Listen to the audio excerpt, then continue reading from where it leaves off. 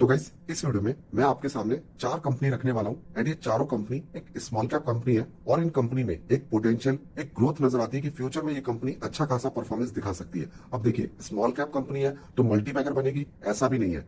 छोटी कंपनी में क्या होता है, एक एडवांटेज भी होता है और डिसएडवांटेज भी होता है। तो हम क्या करने वाले, कंपनी में जो एडवांटेज है वो भी देखेंगे और जो डिसएडवांटेज है वो भी देखेंगे। उससे क्या होगा कि हम लोग फिल्टर कर सकेंगे कि कौन सी कंपनी बेस्ट है फॉर इन्वेस्टमेंट करने के लिए।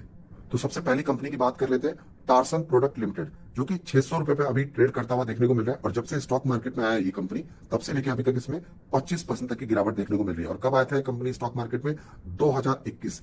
21 से 22 भी चला गया, 22 से 23 भी स्टार्ट हो गया, लेकिन अभी तक इस स्टॉक में कोई जंप देखने को नहीं मिल रहा है। 800 रुपए का स्टॉक अभी 600 रुपए पे ट्रेड कर रहा है। तो सबसे पहले आप ये देखिए कि ये कंपनी क्या है, ये क्या बनाती है। तो ये एक लीडिंग प्लेयर है लैबवेयर कंपनी में, मतलब लैब से रिलेटेड जो प्रोडक्ट बनाती है उसमें ये एक लीडिंग कंपनी देखने को मिल रही है, जिसके प्रोडक्ट रिसर्च ऑर्गेनाइजेशन होते हैं, फार्मा हो गया, सीआरओ, डायग्नोस्टिक हॉस्पिटल, ऐसे सेक्टर में इसके प्रोडक्ट यूज होते हैं। इस कंपनी के पास 40 साल का एक्सपीरियंस है, रोबस्ट मार्केट शेयर है इसके पास अच्छा खासा। कंपनी के अगर हम लोग पोर्टफोलियो की बात करें तो 300 से ज्यादा इसके पास प्रोडक्ट देखने को मिल रहा है। और इस कंपनी के पास 5 से ज्यादा क्या है, 5 के आसपास इसके पास मैन्युफैक्चरिंग फैसिलिटीज देखने को मिल रहा है वेस्ट बंगाल में। पैन इंडिया इसका प्रेजेंस देखने को मिल रहा है, प्लस इस कंपनी का ग्लोबल रीच भी है, मतलब इसके प्रोडक्ट बाहर भी जाते हैं। और 45 से ज्यादा इसके पास डिस्ट्रीब्यूटर देखने को मिल रहे हैं एंड 40 कंट्रीज में ये अपने प्रोडक्ट को सेल भी कर रही है, सप्लाई भी कर रही है। इस कंपनी का एक स्ट्रॉन्ग पॉइंट ये है कि इसने अपने आप को पूरे इंडिया में डाइवर्सिफाई किया हुआ है। अगर आप देखेंगे तो 20% ईस्ट से इसका रेवेन्यू जनरेट हो जाता है, फिर उसके बाद नॉर्थ से लगभग इसका 20% रेवेन्यू जनरेट हो जाता है, जिसमें डिस्ट्रीब्यूटर भी आप देख रहे हैं 42 डिस्ट्रीब्यूटर, यहाँ पे 42। और वेस्ट में देखें तो 20-23% वहां से है। साउथ में अच्छा खासा इसका रेवेन्यू जनरेट होता है, नियर अबाउट 40% के आसपास ये रेवेन्यू जनरेट कर लेती है। तो ओवरऑल इसका पिक्चर ये है कि इस कंपनी का जो रेवेन्यू सेगमेंट है वो पैन इंडिया में देखने को मिल रहा है। इस कंपनी के अगर मैं टोटल प्रोडक्ट को अगर मैं कैटेगरी वाइज डिवाइड करूंगा तो 3 कैटेगरी में इसके प्रोडक्ट डिवाइड हो जाते हैं। एक है कंज्यूमेबल्स। कंज्यूमेबल्स में कितना है, 63% तक का रेवेन्यू जनरेट हो जाता है। इस प्रोडक्ट, ये वो प्रोडक्ट होता है जो कंज्यूम हो जाता है, मतलब उसको दोबारा यूज नहीं किया जा सकता, वैसे प्रोडक्ट जहां से 63% रेवेन्यू जनरेट होता है। मतलब कोई कोई कंपनी है, अगर वो उससे प्रोडक्ट ले रही है तो उसको कंटिन्यू लेना पड़ेगा, क्योंकि वो एक बार यूज हो गया तो वो दोबारा यूज नहीं कर सकते। जैसे कि पीसीआर टेस्ट हो गया आपका, सिरिंज हो गया, इंजेक्शन हो गया, इस तरीके के जो प्रोडक्ट होते हैं वो आप दोबारा यूज नहीं कर सकते। एंड वो इस कंपनी के पास बहुत अच्छा स्ट्रेंथ देखने को मिल रहा है। जैसे कि आप देख सकते हैं, ट्यूब हो गया, प्लेट्स हो गया, इस तरीके के जो भी आप प्रोडक्ट देख रहे हैं ना, ये सारे जो है ये कंज्यूमेबल्स प्रोडक्ट होते हैं और इसको दोबारा यूज नहीं किया जा सकता। जहां से 60% से ज्यादा जो रेवेन्यू है वो ये कंपनी जनरेट कर रही है। और 33% रेवेन्यू इसका जो है रीयूजेबल से आ जाता है, मतलब कि दोबारा वो प्रोडक्ट यूज किया जा सकता है। जैसे कि आप देख सकते हैं कि बॉटल हो गया, जार हो गया, इस तरीके के प्रोडक्ट वगैरह जो है देख सकते हैं, कार्बॉइस हो गया, ये सारे प्रोडक्ट जो होते हैं वो रीयूजेबल होते हैं। यहाँ से लगभग 33% तक का रेवेन्यू जो है कंपनी जो है जनरेट कर रही है। और कुछ ऐसे भी प्रोडक्ट हैं, ये भी मतलब कंपनी बनाती है एंड यहाँ से बहुत ही कम रेवेन्यू कंपनी को आता है, लगभग 4% तक का रेवेन्यू आता है। ये फार्मा वगैरह जो है, रिसर्च वाले हैं, वो रिक्वायरमेंट रखते हैं ऐसे प्रोडक्ट की। अभी इस कंपनी का एक फायदा पता है क्या है, जो एकेडमिक होती है ना, बड़े बड़े इंस्टीट्यूशन वगैरह होते हैं, जहाँ पे आपने देखा होगा मेडिकल स्टूडेंट हो गए, उनको भी लैब चाहिए, वहां पे भी अगर आप देखेंगे national centre for biological science हो गया, Indian institute of chemical technology, rain forest research institute हो गया, यूनिवर्सिटी में भी रिक्वायरमेंट रहती है। तो ये इसको फायदा मिलता है, प्लस फार्मा के भी कुछ अच्छे खासे क्लाइंट हैं, हम देख सकते हैं यहाँ पे। एंड अगर हम देखें तो कॉन्ट्रैक्ट रिसर्च ऑर्गेनाइजेशन में भी कुछ बड़ी कंपनीज देखने को मिल रहा है, और डायग्नोस्टिक इंडस्ट्री में भी है, डॉक्टर लाल पाथ, मेट्रो, मतलब ये जो भी है बड़े बड़े जो लेबोरेटरीज है वो इससे रिक्वायरमेंट रखते हैं। और एक्सपोर्ट मार्केट में कुछ बड़े इंटरनेशनल क्लाइंट भी है जिसको ये माल सप्लाई कर रही है। और कंपनी के जो प्रमोटर होल्डिंग है, जब वो स्टॉक मार्केट में आए थे कितने पे आए थे, 47.30 पे आए थे एंड अभी 47.3 बना है। थोड़े बहुत स्टेक्स उन्होंने बढ़ाया है, आई थिंक इनकी थोड़ी रिक्वायरमेंट बढ़ रही होगी तभी ऐसा कुछ करते हुए देखने को मिले हैं। बाकी फॉरेन वालों की होल्डिंग कम है, डोमेस्टिक वालों की होल्डिंग बढ़ गई है एंड पब्लिक वालों के पास 34% है। कंपनी की बैलेंस शीट भी ठीक है, 500 करोड़ है कंपनी के पास और पे कंपनी को सिर्फ 62 करोड़ करना है। कंपनी अभी 21 से आई है तो ज्यादा टाइम नहीं हुआ, 3 साल की अगर आप ग्रोथ देखेंगे सेल्स की तो 19% सीएजीआर से कंपनी बढ़ रही है आगे, और अभी तो छोड़ दो 1% की देखने को मिली है। एंड प्रॉफिट ग्रोथ की बात करें तो 37% की ग्रोथ है पिछले 3 साल की, एंड अभी पिछले ट्रेलिंग 12 मंथ से देखे तो गिरावट देखने को मिल रहा है प्रॉफिट में। मार्केट साइज लगभग 3,500 करोड़ का है और स्टॉक 37 के पी पे आ चुका है। बहुत एक्सपेंसिव भी नहीं है, बहुत सस्ता भी नहीं है। आरओई एंड आरओसी अच्छा खासा देखने को मिल रहा है, पैसा बनाने में कंपनी को कोई दिक्कत नहीं है, अच्छा खासा पैसा बना के आगे बढ़ रही है। और 21 से लेकर अभी तक अगर आप देखेंगे 21 से 22 में तो 229 से 300 करोड़ का कंपनी का सेल्स हो चुका है। एंड वहीं पे अगर हम लोग प्रॉफिट देखें तो 68 से 101 करोड़ का कंपनी का जो है नेट प्रॉफिट हो चुका है। तो ये कंपनी की सेल्स एंड प्रॉफिट हम लोगों ने देखी है इसकी। तो मुझे ऐसा लगता है इसमें पोटेंशियल है, कंपनी का काम अच्छा है, प्रोडक्ट अच्छा है और बहुत महंगा भी नहीं है, बहुत ज्यादा हाई वैल्यूएशन पे भी नहीं है। और 800 का स्टॉक नियर अबाउट अभी 600 पे देखने को मिल रहा है।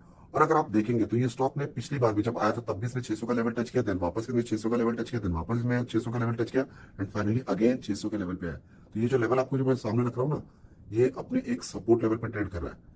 अगर किसी के पास है तो ठीक है, किसी के पास नहीं है तो अपनी स्टडी कर सकते हो, और लेवल तो आपके सामने नजर आ ही रहा है। उसके बाद नेक्स्ट कंपनी है डाटा पैटर्न्स। इस कंपनी में मुझे पोटेंशियल नजर आता है। 1290 का स्टॉक है ये एंड इसमें गिरावट है, लेकिन स्टॉक मार्केट में जब से आई है 2021 से लेकर अभी तक इसमें बहुत अच्छे रिटर्न्स देखने को मिल रहे हैं। 21 से लेकर अभी तक 71% तक का रिटर्न ये कंपनी दे चुकी है। तो ये जो कंपनी है ये क्या बनाती है, तो इसको अगर आप देखेंगे ना इस कंपनी को, तो ये बेसिकली इस तरीके के सर्किट बोर्ड वगैरह जो है वो काफी बहुत इजी नहीं है, बहुत हार्ड है ये काम, मतलब जिस तरीके का इसके पास सिस्टम है। तो ये मिलिट्री सेगमेंट में यूज होता है, जो कि मिलिट्री इकोसिस्टम के लिए काम आता है, उनके डिफेंस सिक्योरिटी पर्पस के लिए काम आता है। तो अगर आप देखेंगे तो ये डिफेंस सेक्टर को इस तरीके की सर्विसेज वगैरह देती है, प्रोडक्ट बना के देती है। तो सिंपली इसको ऑर्डर मिल ही जाता है, डिफेंस ऑर्डर मिलेगा तो इसको ऐसे जो भी प्रोडक्ट बना के आगे सप्लाई करने पड़ते हैं। उसके अलावा इस कंपनी का एक और काम है जो कि एयरक्राफ्ट है, जेट हो गया और हेलीकॉप्टर हो गया, इनके लिए भी इस कंपनी के कुछ ना कुछ प्रोडक्ट तैयार होते हैं। जैसे कि हेलीकॉप्टर के लिए अगर आप देखेंगे कॉकपिट डिस्प्ले जो होता है, वो पूरा जो मैकेनिज्म है वो ये बना के तैयार कर रही है। तो ऐसे काम करने होते हैं, बहुत ही क्रिटिकल काम है। और डिफेंस और गवर्नमेंट सेक्टर में ये कंपनी बिलोंग करती है। मेजर इसको ऑर्डर कहां से मिलेगा, गवर्नमेंट से मिलेगा। अगर जितना ज्यादा गवर्नमेंट बजट एक्सपेंड करेगी, जितना ज्यादा खर्चा करेगी, वो बेसिकली ऐसी कंपनी को उसका फायदा मिलता है। कम्युनिकेशन एंड सैटेलाइट, उसमें भी इस कंपनी का बहुत अच्छा हाथ है। जैसे कि अंडर वाटर इलेक्ट्रॉनिक्स हो गया, कम्युनिकेशन हो गया। हम लोग अगर बात करें ओशन ग्राफी प्रोडक्ट, उसमें इस कंपनी का काम है। एंड ऑटोमेटेड टेस्टेड इक्विपमेंट्स हो गया, स्मॉल एंड नैनो सैटेलाइट, उसमें भी इस कंपनी के प्रोडक्ट बनते हैं उसके लिए भी।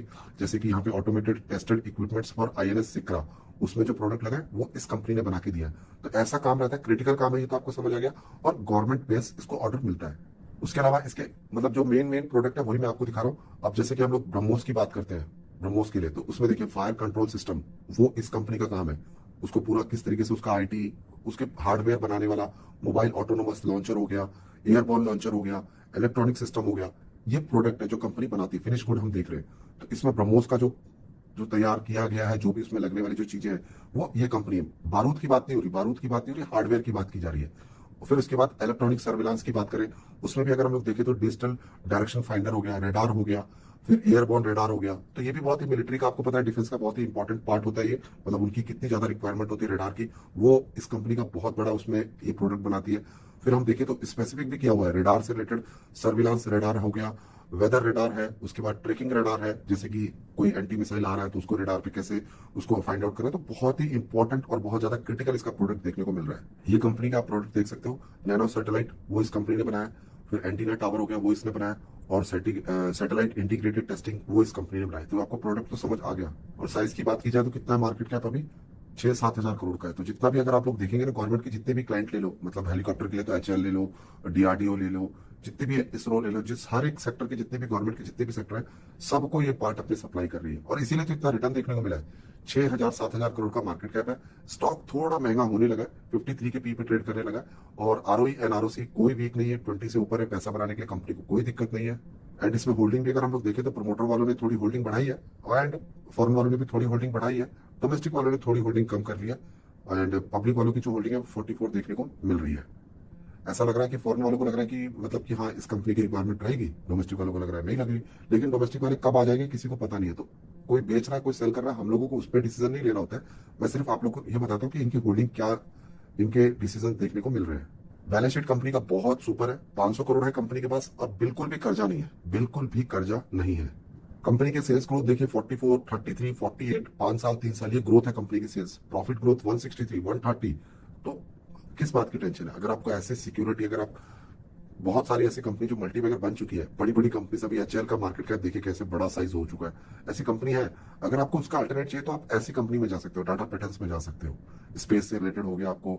फिर आपको भारत डायनेमिक में, जैसे अगर आप सोचते हो कि भाई बारूद, या फिर सोलर इंडस्ट्री हो गया, ऐसी कंपनी के बजाय अगर आप ऐसी कंपनी को ज्यादा स्टडी करोगे तो मुझे लगता है अच्छे रिटर्न बना लोगे। कंपनी के अगर हम लोग सेल्स की बात करें तो सामने ही आपके 130, 156 एंड 244, एंड वहीं पे अगर हम लोग इसका प्रॉफिट देखें तो वो भी बहुत अच्छे तरीके से ग्रो कर रहा है। तो मुझे इस कंपनी के प्रोडक्ट स्ट्रांग लगे, एंड मुझे लगता है कि हमारे पास मतलब बारूद से रिलेटेड भी कंपनी चाहिए, हेलीकॉप्टर से रिलेटेड भी चाहिए, सैटेलाइट से रिलेटेड भी चाहिए, तो उनका ऑल इन वन मिक्सचर है ये कंपनी टाटा पैटर्न्स। और इसी वजह से इस तरीके के रिटर्न्स बना के इसने दिए है। तो ये स्टॉक 1200-1300 के आसपास अभी ट्रेड करना है, और नियर अबाउट अगर ये गिरते गिरते थोड़ा करेक्शन हो जाए एंड 1100 के लेवल को अगर ये ब्रेक करता है तो इसमें एक एंटर करने के बारे में आप सोच सकते हो। देन उसके बाद जो नेक्स्ट कंपनी है उसका नाम है लक्ष्मी ऑर्गेनिक, जो कि 265 पे स्टॉक ट्रेड कर रहा है। थोड़ा जंप देखने को मिला है। पिछले 5 साल का रिटर्न देखोगे तो करीब 2021 से लेकर अभी तक 42% का रिटर्न है। सबको रिटर्न मिला है, लेकिन 2021 सितंबर के बाद से जब से मार्केट ने अपना हाई टच किया, देन उसके बाद से मार्केट में भी गिरावट है और इस स्टॉक में भी गिरावट है। अभी इस कंपनी के बारे में तो मैंने बहुत बार वीडियो बनाई है, डिटेल में भी वीडियो बनाई है, तो इसमें डिटेल में नहीं जाएंगे। बस आप ये देखिए कि इस कंपनी का लक्ष्मी ऑर्गेनिक का जो प्रोडक्ट है वो कौन कौन सा इंडस्ट्री में ये कैटर करती है। फार्मा एग्रो इस तरीके से हम लोग जो देख रहे हैं ना, ये इसके कैटेगरी जो है हर एक इंडस्ट्री को अच्छा खासा, इलेक्ट्रॉनिक्स हो गया, इंडस्ट्रियल हो गया, automotive, flavour and fragrance, dyes हो गया, paint, packaging, printing, adhesives, coating, every industry जो है वो इससे रिक्वायरमेंट रखती है जो इसकी केमिकली कंपनी बना रही है। इस कंपनी का रेवेन्यू ब्रेकअप भी देख लो, वो इंपॉर्टेंट रहेगा। अमेरिका से, जिसमें कनाडा और यूएसए जहां से 5% है, यूरोप से लगभग 15% है, जिसमें बेल्जियम, फ्रांस वगैरह देखने को मिल रहा है, और एशिया से सबसे ज्यादा इसका रेवेन्यू ब्रेकअप देखने को मिल रहा है, जिसमें चाइना भी देखने को मिल रहा है। तो 76% रेवेन्यू वहां से जनरेट हो रहा है। इसके अलावा साउथ अमेरिका से 0.01 है, अफ्रीका से 1.5% है, एंड ऑस्ट्रेलिया से 0.02 है। अब मैंने आपको इंडस्ट्री और कंट्री इसलिए दिखाई क्योंकि इस कंपनी के जो कुछ केमिकल है ना, जैसे एसिटाइल इंटरमीडिएट, वो नंबर 1 इन इंडिया में है, टॉप 7 इन द वर्ल्ड में देखने को मिल रहा है। अच्छा खासा कैपेसिटी है, कंपनी का लो कैपेक्स है, खर्चा कम है और कैश काउ है, मतलब पैसा अच्छा बना लेती है वहां से। स्पेशलिटी में भी नंबर 1 इंडिया में देखने को मिल रही है। वेरी स्ट्रॉन्ग एनपीडी है, नीश एप्लीकेशन है इसका, मतलब बहुत ही अच्छा खास ये एप्लीकेशन बनाती है जो केमिकल है। ऐसे बहुत कम कंपनीज है स्पेशलिटी इंटरमीडिएट में। उसके बाद फ्लोरो में भी है कंपनी, जिसमें वर्ल्ड क्लास टेक्नोलॉजी की कंपनी फॉलो करती है, जो कि कंपनी के लिए एक अपॉर्चुनिटी भी है इलेक्ट्रॉनिक्स एंड ऑटोमोबाइल इंडस्ट्री में। तो कुछ इस तरीके से कंपनी के जो है सर्विसेज केमिकल के देखने को मिल रहे हैं ऑल ओवर द वर्ल्ड। और लास्ट हमने एक अपडेट ऑलरेडी देखा हुआ है, मैंने आपको बताया भी कि 92 एकड़ से रिलेटेड इन्होंने दहेज में कुछ अपना पेमेंट स्टार्ट किया, लैंड वगैरह लिया, जहाँ पे 95% पेमेंट भी हो गया। स्पेशलिटी जो केमिकल है उसकी रिक्वायरमेंट है मार्केट में, एंड उसी को ध्यान में रखते हुए वो उसको एक्सपेंड करने लगे हैं। और कंपनी अभी भी स्मॉल कैप है, 7,000 करोड़ का मार्केट कैप है। स्टॉक बहुत सस्ता नहीं मिलेगा, 250-260 आपको है। आपकी किस्मत है कि आपको इस लेवल पे देखने को मिल रहा है, इससे नीचे नहीं जाने वाला जो लेवल अभी ट्रेड कर रहा है। 20-21 पे आरओसी है। हम जो भी पैसा दे रहे हैं कंपनी उसमें आराम से पैसा बना रही है। कंपनी को पैसा बनाने के लिए, नेट पैसा बनाने के लिए कोई दिक्कत नहीं हो रहा है। प्रोमोटर होल्डिंग बहुत ही एक्सीलेंट है, 72% है। फॉरेन वालों के पास भी थोड़ा पैसा लगा, डोमेस्टिक वालों के पास 1.5% है, एंड पब्लिक के पास 25% है। बैलेंस शीट भी कंपनी की बहुत ज्यादा स्ट्रॉग है, 1300 करोड़ पड़ा है, एंड 200 करोड़ कंपनी के पास एज ए बोरिंग देखने को मिल रहा है। तो बैलेंस शीट भी यहाँ पे बहुत अच्छी है कंपनी की। कंपनी के सेल्स ग्रोथ देखेंगे तो 20-25% से कंपनी का सालाना ग्रोथ है। ये ट्रेलिंग 12 मंथ है 8, जो कि पूरे वर्ल्ड मार्केट का सबका यही है, मतलब हर एक केमिकल का जो है अभी गिरावट है। आप मैक्सिमम देखेंगे तो सब अभी इस साल का अगर आप कैलकुलेट करेंगे तो नेगेटिव ही है। 5 साल का देखेंगे 29-50 के प्रॉफिट ग्रोथ से कंपनी आगे बढ़े। तो मुझे लगता है इस कंपनी में बहुत स्ट्रांग है, एंड फ्यूचर में अगर आपको पैसा बनाना है तो लक्ष्मी ऑर्गेनिक को जरूर कंसिडर कर सकते हैं। और हम देख सकते हैं कंपनी की जो सेल्स है वो आराम से ऊपर ही जा रही है, कोई डिप नहीं है कंपनी की सेल्स में, एंड इवन कंपनी का प्रॉफिट भी है वो भी बहुत अच्छे तरीके से ऊपर जा रहा है। तो जरूर इसको 260 से बिलो एक लेवल है जिसपे आप कंसिडर कर सकते हो। देन उसके बाद नेक्स्ट कंपनी है आर्चिन केमिकल इंडस्ट्री लिमिटेड, जो कि 640 के पास ट्रेड कर रही है। जब से स्टॉक मार्केट में ये 20% की ग्रोथ है, सही से सेलेक्ट कर लेते हैं, लगभग 40% के आसपास इसमें ग्रोथ देखने को मिल रही है। 2021 में ये तब से लेकर 40% तक का ग्रोथ है। अभी इस कंपनी में क्या करना चाहिए, तो इस कंपनी से रिलेटेड एक बहुत ही इंपॉर्टेंट बात यह है कि ये जो कंपनी जब आईपीओ लेके आई थी तो उसमें लगभग इसको 1400 करोड़ रुपए चाहिए थे आईपीओ में, और उसमें 800 करोड़ तो कंपनी के पॉकेट में गए, मतलब कंपनी के पास गए, ठीक है, लेकिन उसमें से 650 करोड़ कंपनी के किसी ने वहां से मतलब एग्जिट किया है, कंपनी में से पैसा लेके वो निकल गया। तो अभी सिर्फ कंपनी के पास बचे हैं 800 करोड़, और कंपनी के पास देखिए रिजर्व में 200 करोड़ है, एंड बोरिंग कितना है, 900 करोड़ का बोरिंग है ये मार्च तक का। तो अभी ये नवंबर में है, तो डेफिनेटली ये एक बहुत ही इंपॉर्टेंट होने वाला है कि कंपनी का जो नेक्स्ट बैलेंस शीट अपडेट होगा उसमें कंपनी अपना कितना परसेंट जो है डेट खत्म करने वाली है, क्योंकि डेट बहुत ज्यादा है इस कंपनी पे, और डेट एक बहुत बड़ा रिस्क फैक्टर भी बन सकता है। तो अगर डेट कम करती है तो ये कंपनी एक अच्छी कंपनी बन सकती है। उसके लिए कुछ अच्छे पॉइंट भी है इस कंपनी में। रिस्क फैक्टर तो मुझे यही नजर आया, इसलिए मैंने आप लोग के सामने सबसे पहले रखा। सबसे पहले तो ये देखिए कि ये कंपनी एक लीडिंग मैन्युफैक्चरर है, किसमें speciality marines chemical in India में। इसके पास अच्छे खासे क्लाइंट है, 27 ग्लोबल एंड 25 डोमेस्टिक क्लाइंट देखने को मिल रहे हैं। एंड फैसिलिटीज की बात करें तो गुजरात में भी इसका एक मतलब इंटीग्रेटेड फैसिलिटीज देखने को मिल रहा है। रिसेंटली इन्होंने वहां पे भी कुछ काम किया है, एंड लार्जेस्ट एक्सपोर्टर है ये bromine and industrial salt in India में। और बाकी जो है रिस्पॉन्सिबल केयर का सर्टिफिकेट इस कंपनी के पास। तो इस कंपनी के पास जो केमिकल है उसमें ब्रोमाइन एक केमिकल है, जहां से 51% तक ये रेवेन्यू जनरेट करती है अपने बिजनेस का टोटल, जिसमें से 48% तो ये एक्सपोर्ट से कर लेती है। मतलब टोटल ये बनाती है 51% अपने टोटल सेल्स का, उसमें से 48% कहाँ जाता है, बाहर जाता है। उसके बाद ये बनाती है इंडस्ट्रियल साल्ट। तो उसमें इस कंपनी को 49% तक का रेवेन्यू जनरेट होता है। दोनों ऐड करोगे तो 100% हो गया। और ये सारा का सारा एक्सपोर्ट से ही आता है इसको, मतलब इंडिया में सेल करती नहीं है, सारा का सारा ये बाहर बेचती है एंड वहां से पैसे जनरेट करती है।